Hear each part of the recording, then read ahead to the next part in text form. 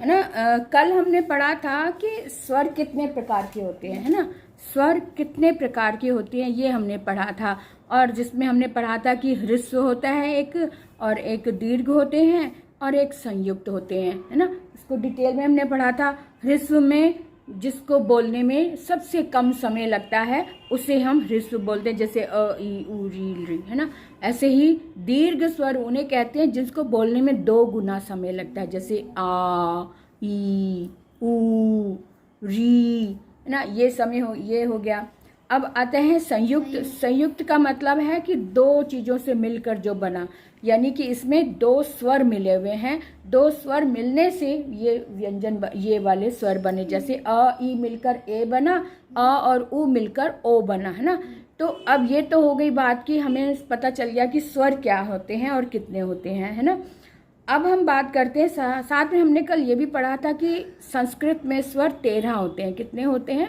13 स्वर होते हैं, जिससे री और री के वजह से ये स्वर इसमें काउंट ज़्यादा होते हैं। हिंदी में 11 और संस्कृत में 13 होते हैं। लेकिन हमने कहा था कि आज हम ये पढ़ेंगे कि व्यंजन क्या है। व्यंजन के बारे में थोड़ा डिटेल में बात करेंगे। व्यंजन, सबसे पहले तो आप ये बताओ कि इसमें जो ये जो व्यंजन होते हैं ये सभी में ये हल लगा होता है, ये सभी में हल लगा होता है। हल क्यों लगा होता है ये बताओ। हल छोटा करने के लिए लगा होता, मतलब आधा करने के लिए। हाँ, आधा। ये हल का मतलब है कि ये सभी अक्षर अपने आप में आधे हैं। क्या हैं? आधे। लेकिन आधे क्यों हैं? क्योंकि उसमें हलन लगी है। हाँ, हलन लगी है, ठीक है, हलन लगी है इसलिए आधा है। लेकिन ये कंप्लीट कैसे होंगे, इसको पूर्ण कैसे करेंगे? आ की मात्रा लगने से। आ की मात्रा से नहीं, अ स्वर लगने से। कोई भी स्वर, जो स्वर अ, हाँ, क में क जब हम बोल रहे हैं तो साथ में आ का स्वर भी आ रहा है ना। तो यानी कि क में जब हम अ मिलाएंगे, क प्लस अ, जब क में अ मिलेगा तब ये बनेगा पूरा क। जो गले में से हम आवाज निकालें क तब मिलेगा जब इसमें अ स्वर मिलेगा, या कोई और स्वर, जैसे कि ई मिल गया तो की हो गया, उ मिल गया तो कु हो गया। लेकिन स्वर मिलेगा तब ये कंप्लीट होगा। कोई भी व्यंजन अपने आप में पूर्ण तब होता है जब उसमें कोई ना कोई स्वर मिलता है, जब उसमें स्वर मिलता है। तो स्वर तो अपने आप में कंप्लीट होते हैं, उसको किसी की सहायता की जरूरत नहीं होती। लेकिन व्यंजनों को सहायता की जरूरत होती है। किसकी सहायता की जरूरत उसको चाहिए? व्यंजन में किसकी सहायता चाहिए? किसकी सहायता? हाँ, व्यंजन स्वर की। Yes, very good. व्यंजनों को स्वरों की सहायता चाहिए, इनके कारण वो अपने आप में कंप्लीट होते हैं, है ना। अब ये तो सारी में समझ आ गई। अब बात करते हैं कि ये जो इनको वर्गों में, ये जो क वर्ग, च वर्ग, ट वर्ग, त वर्ग, प वर्ग, ये क्या है? ये क्यों है? ये 1 2 3 4 5, ये 5 वर्ग हैं। 5 वर्गों में इसे बांटा गया है, क्योंकि ये सभी वर्ग जो हैं ये 25 हैं। ये गिनती में 25 होते हैं। इनको स्पर्श व्यंजन बोलते हैं। क्या बोलते हैं? इनको स्पर्श व्यंजन बोलते हैं। स्पर्श व्यंजन ये 5 वर्ग में बांटकर हमने ये बताया है, क्योंकि हर एक वर्ग का एक स्पेशल उच्चारण स्थान होता है। उच्चारण किसे कहते हैं? उच्चारण स्थान, यानी कि हमने कल बताया था ना कि मुख के अंदर भाग होते हैं, और किसी ना किसी भाग को जब छूकर आवाज बाहर आती है तब साथ में स्वर गले में से आता है। जो पार्ट को छुआ है उसकी आवाज बाहर आती है। तो जिस पार्ट को छुआ है वो छूने का मतलब स्पर्श करके आना, टच करके आना, है ना। टच करके आ रहा है, तो टच करने से जो आवाज है उसे, उस स्थान का उच्चारण यानी उस स्थान से उसका प्रोनाउंस किया गया है ना। तो प्रोनाउंस किया गया है यानी उच्चारण किया गया है, इसलिए उस स्थान को उसका उच्चारण स्थान बोलते हैं। जैसे क वर्ग क्या है? क वर्ग की लाइन बोलो जरा। क ख ग घ ङ। इसको बोलने में क्या टच हुआ मुंह के अंदर? ख ग दांत टच हो रहे हैं। दांत टच तो हो ही नहीं रहे बिल्कुल। दांत के लिए तो ख क ख दांत तो बिल्कुल ही ऐसे नहीं हो रहे ना। तो क्या टच हो रहा है? जीभ जीभ कहाँ लग रही है? ओंठ तक तो आ ही नहीं रहा। ये मेरी तरफ देखो, क ख ग घ ङ, क ख ग घ ङ, ना तो ओंठ लगे, सिर्फ जीभ कहाँ लगी है? जीभ कहाँ टच हुई? ऊपर, यानी कि कंठ के ऊपर, कंठ के साथ ही जस्ट कंठ के ऊपर वाले भाग को टच। क एकदम बीच में भी नहीं, जो बीच की छत है उसको नहीं छुआ। गला जहाँ आरंभ होता है, जहाँ से स्टार्ट होता है, उसके ऊपर वाले भाग को छुआ जीभ ने। क ख ग घ ङ। तो पांचों के पांचों वर्ण वहीं से टच होके निकले, है ना। क ख ग घ ङ एक ही जगह है ना। तो इसका मतलब इन पांचों का जो उच्चारण स्थान है वो है कंठ। क्या है? वो है कंठ, इसका उच्चारण स्थान है। इसलिए इसको एक ही वर्ग में रख दिया गया, क्योंकि पांचों का उच्चारण स्थान कंठ है। ये पांचों वर्ण, क वर्ग के अंतर ये 5 वर्ग, 1 2 3 4 5 है ना। तो पांचों का उच्चारण स्थान कंठ है, इसलिए इसे एक वर्ग में रख दिया गया। क वर्ग का नाम दे दिया क्योंकि क वर्ग का उच्चारण स्थान कंठ है ना। अब आगे चलते हैं। होता है, चवर्ग होता है, तवर्ग होता है, हाँ, तवर्ग होता है और पवर्ग होता है। हाँ। तो और दूसरा है च वर्ग। च को बोलो जरा। च को बोलने में क्या? दांतों का टच हो रहा है अब तो। कहाँ दांत हो रहे हैं? अच्छे से देखो, चेक करो, दांत टच हो रहे हैं क्या? नहीं।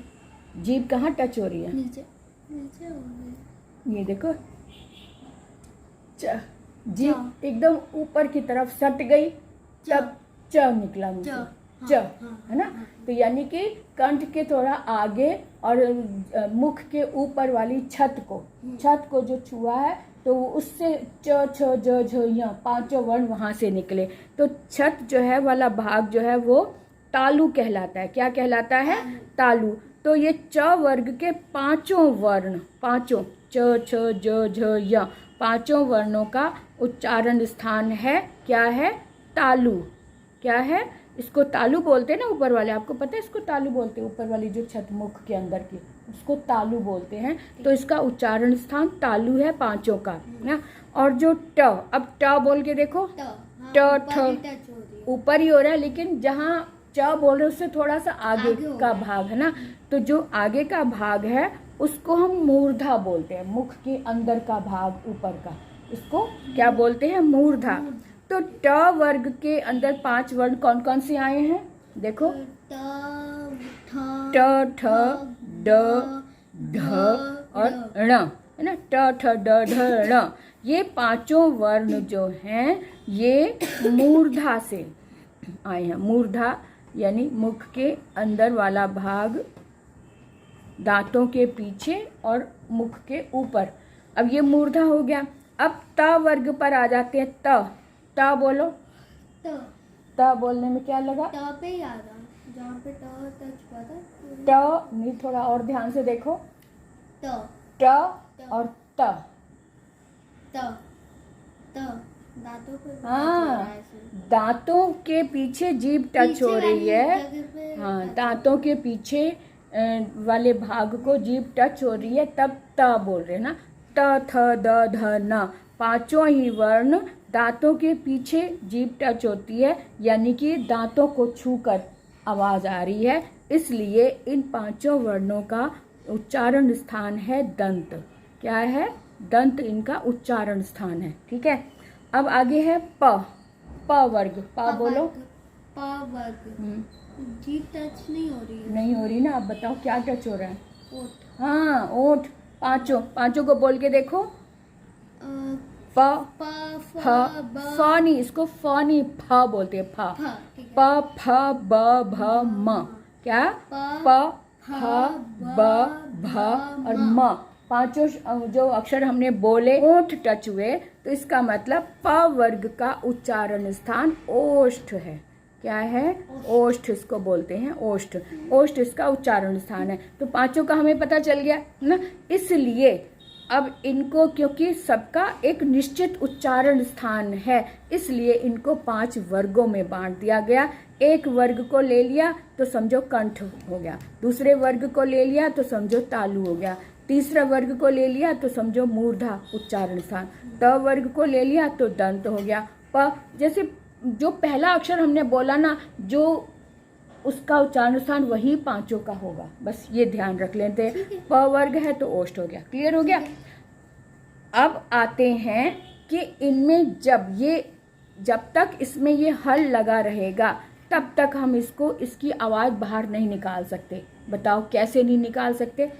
क में हल लगा हुआ है, तो जब हल का मतलब है कि जब हम कंठ के ऊपर वाले स्थान को हमने छुआ, हम छू रहे हैं लेकिन आवाज बाहर नहीं आ रही है, क्योंकि उसके अंदर हमने कंठ के अंदर से आने वाली आवाज को मिक्स नहीं किया, है ना। बोलो क। जब हम टच करके क गले के अंदर से आवाज निकालेंगे तब क निकलेगा, नहीं तो क उसमें चिपक के रहेगी जीभ, तो बाहर तो आ ही नहीं रही, है ना। तो इसका मतलब है कि इस का को बोलने के लिए हमने इसमें अस्वर मिलाया, ख को बोलने के लिए हमने अस्वर मिलाया, ग को बोलने के लिए हमने अस्वर मिलाया, तब जाके ये अपने आप में कंप्लीट हुए, तब इसकी आवाज बाहर आ पाई, है ना। सभी में अस्वर मिला तब ये आवाज बाहर आई, सुनाई दी, लोगों तक पहुंची। लेकिन जब तक इसमें अ नहीं मिला था तब तक हम मुंह के अंदर ही ऊ करने के लिए भी हम गले में से आवाज निकाल रहे हैं, लेकिन जब क बोल रहे हैं तो क की आवाज बाहर आ ही नहीं रही, क्योंकि इसमें स्वर मिलेगा तब बाहर आएगा, है ना। इसी तरह से सारे वर्णों को हमने ऐसे ले लिया, सभी में इसका मतलब स्वर मिलता है तब वो बाहर आता है। इतनी बात क्लियर हो गई ना। अभी हमने इतना देख लिया कि ये व्यंजन अपने आप में कंप्लीट नहीं होते, अपने आप में पूर्ण नहीं होते। अपने आप में पूर्ण तब होंगे जब इसमें स्वर मिलेगा, जब इसमें स्वर मिलेगा, है ना। तो अपने आप में कंप्लीट करने के लिए इसमें स्वरों की सहायता लेनी पड़ती है। बस ये स्पेशल बात आज मैंने आपको बतानी थी कि व्यंजन अपने आप में कंप्लीट नहीं होते, इनको पूर्ण करने के लिए हमें स्वर मिलाना पड़ता है, स्वर इसमें मिक्स करना पड़ता है, ठीक है ना। अब हम आगे चलते हैं। हमने देखा कि क से म तक के व्यंजन जो है वो स्पर्श व्यंजन में आते हैं। किसमें? क से म तक के व्यंजन जो है वो स्पर्श व्यंजन में काउंट होते हैं ना। ठीक है। तो स्पर्श व्यंजन का तो मतलब हो गया कि जिसमें मुख के अंदर किसी ना किसी भाग को हम छू कर बोल रहे हैं, तो वो स्पर्श व्यंजन में आ गया। ये देखो क से म तक के जो व्यंजन है उसे हम स्पर्श व्यंजन के अंतर्गत रखते हैं। अब ये देखो य र ल व जो है ये अंतस्थ कहलाते हैं। अंतस्थ इसलिए कहते हैं क्योंकि इनको बोलने के लिए हमें सांस को अंदर खींचना पड़ता है। अंतस, अंत मैंने अंदर की तरफ, स्थ मैंने स्थित करना। जैसे बोल के देखो य र ल व, हम सांस बाहर नहीं खींच रहे हैं, बाहर नहीं फेंक रहे हैं, अंदर ले रहे हैं। तो इसको बोलने के लिए य र ल व, इसलिए इनको हम अंतस्थ व्यंजन बोलते हैं। और जो ऊष्म का मतलब है सांस को बाहर फेंकना। जिन व्यंजनों को बोलने के लिए हमें सांस बाहर फेंकनी पड़ती है ना। ये देखो कौन कौन से वो ऊष्म होते हैं जिनके लिए सांस को हम बाहर फेंकते हैं, थ्रो करते हैं। जैसे श श श स श श स ह, इनको बोलने के लिए हमें सांस को बाहर थ्रो करना पड़ता है, मुख से बाहर निकालेंगे तभी ये व्यंजन हम बोल पाएंगे। अगर हम मुंह बंद करके बोलेंगे तो बोल ही नहीं पाएंगे, है ना। तो श श स ह, इसको हम ऊष्म व्यंजन कहते हैं क्योंकि इनको बोलने के लिए सांस को बाहर फेंकना पड़ता है, बाहर निकालना पड़ता है। सांस को मुख से बाहर हा आवाज निकालेंगे तब वो स्वर बाहर निकलेंगे। श स ह, है ना।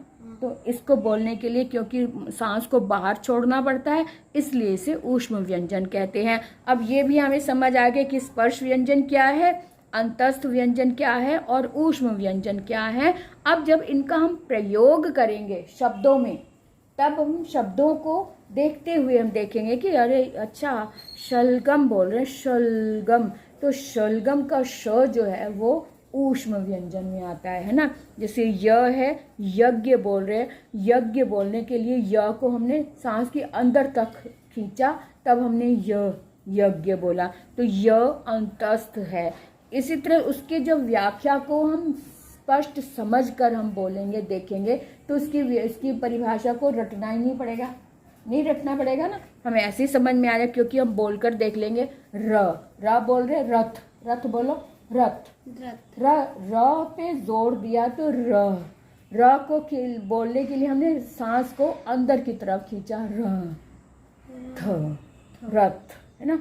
तो र बोलने के लिए हमें सांस को रोकना पड़ा, इसलिए क्योंकि वो अंतस्थ व्यंजन है। ये क्लियर हो गया ना बेटा।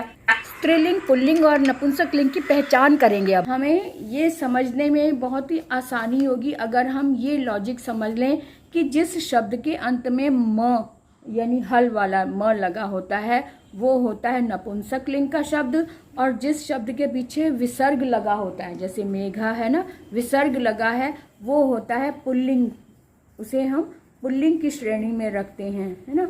और जिसमें म लगा है वो होता है नपुंसक लिंग, नपुंसक लिंग के श्रेणी में रखते हैं।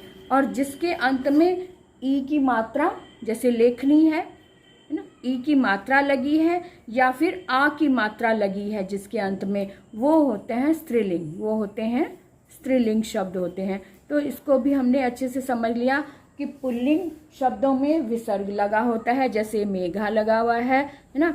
और नपुंसक लिंग वाले जितने भी शब्द होते हैं उनके अंत में म हल वाला लगा होता है, इसलिए वो नपुंसक लिंग हो गए। और जिसमें स्त्रीलिंग वाले जो शब्द होते हैं उसमें ई की मात्रा, बड़ी ई की मात्रा या फिर आ की मात्रा लगी होती है, वो होते हैं स्त्रीलिंग वाले शब्द, है ना, वो होते हैं स्त्रीलिंग वाले शब्द।